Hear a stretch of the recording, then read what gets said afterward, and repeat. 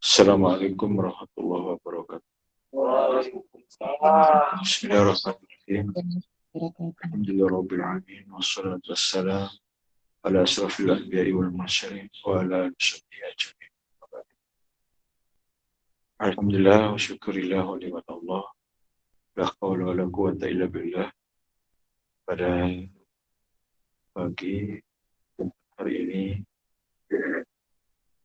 kita dapat melangsungkan salat subuh berjamaah dan kita rangkaikan dengan zikir jahar online dan kita akhiri dengan selawat kepada junjungan alam Nabi Muhammad SAW.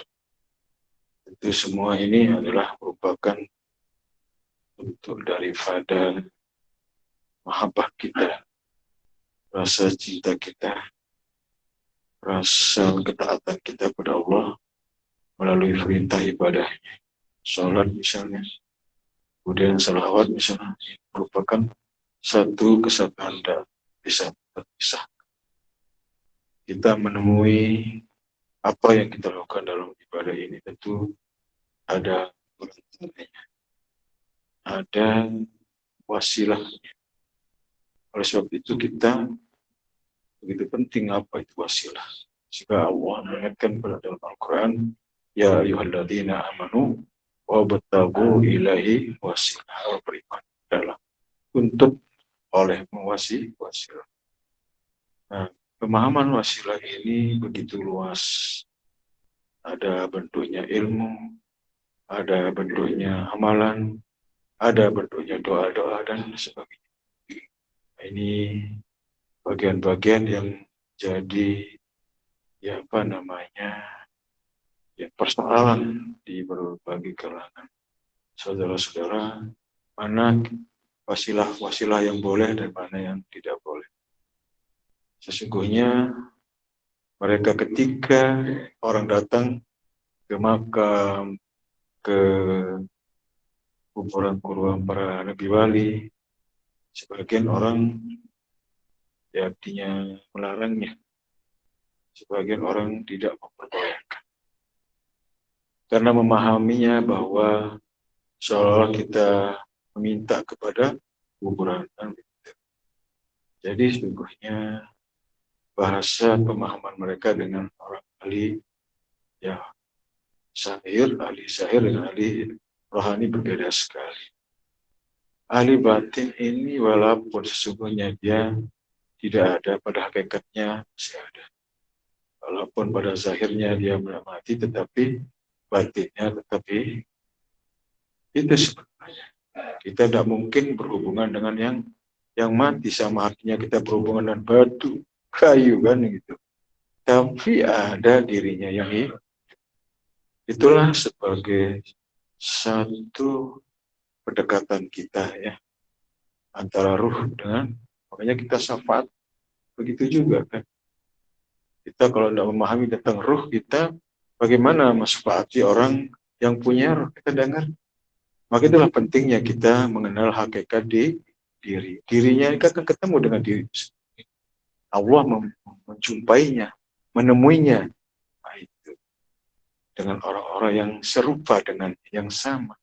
La ya'rifu wal illa biwal. Allah tidak perkenankan walinya untuk menemuinya, melainkan yang serupa dengan itulah sulitnya yang karena memahami rohani ini dan tidak mudah, itu membutuhkan sebuah proses penempaan itu sehingga mereka akan menemui, mengalami, merasakan itu terhadap dirinya maupun diri yang dipertemukan, sehingga ada pesan di situ, ada pesan terhadap mereka untuk disampaikan kepada bisa jadi keluarganya atau sahabat dan tentu untuk memperoleh koneksi itu tentu ada alat, ada yang harus kita pakai, ada ilmunya khusus untuk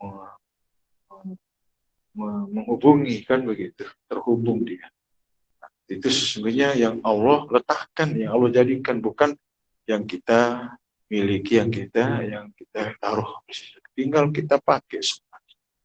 Nah, seperti apa dan bagaimana? Nah, itulah tentu ada bimbingan. Insya Allah nanti ya mungkin kita mulai di atas jam 9 atau 10 sebelum sholat Jumatan, jemaah-jemaah yang mengikuti prosesi muraqabah ya. Dan itu nanti kita akan ijab kabulnya ya. Praktiknya bagaimana? Praktiknya di dalam kita berada pada makom bayan ini atau makom yang orang-orang yang sudah muraqabah. Ini satu tempat yang sangat khusus, yang istimewa sekali yang kita temui. Tak mungkin kita dapatkan gitu kalau belajar yang kita pelajari sehari saja kan. Mereka aja susah, sulitan ya. Karena ini memang bagian ranah orang-orang yang belajar ilmu hakikat marifat. Dan itulah puncak sebenarnya dalam proses kita belajar ya hakikat itu dari Robi'i, Hidofi, Rohani sampai kepada Rabbaninya. Nah, seperti apa di sini? Nah, itulah nanti kita jelaskan detailnya. Nah, bagaimana aplikasinya nanti. Bukan berarti bahwa kita berada di situ sehingga kita tinggalkan syariat. Justru itu menjadi sempurna syariat itu karena ada hakikat di dalamnya. Itu sebabnya. Namun yang mana yang kita pakai? Hal yang mana yang kita gunakan di situ? Itulah sesuai dengan makom kita masing-masing. Itulah yang harus kita tashobin niat, luruskan niat, perhatikan itu. Tidak boleh dengan kata-kata, tidak lagi dengan ucapan, tidak lagi dengan lisan, dengan dia. Dialah yang hak, yang Allah letakkan, yang Allah miliki, dan Allah jadikan sebagai alat kita ke Allah. Kan begitu. Salatullah, salamu, bukan milik Allah. Jadi semua penjelasan-penjelasan ini tersampaikan oleh Al-Quran, melalui hadis, mulai dalil-dalil afaqih alam sendiri.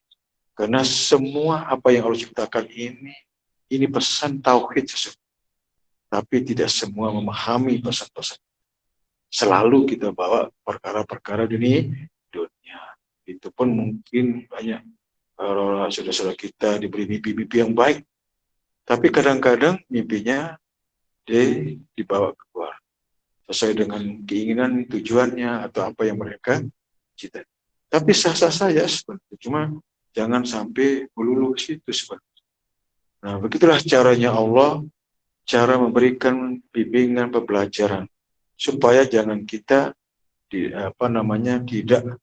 tidak melupakan Allah. Karena semua itu terjadi karena Allah menjadikan, tidak ada yang terjadi dengan sendiriannya. Nah, sebagaimana cara sehingga meyakinkan bahwa dengan dia wasjud waqtarib, tunduk dan dekatkan diri.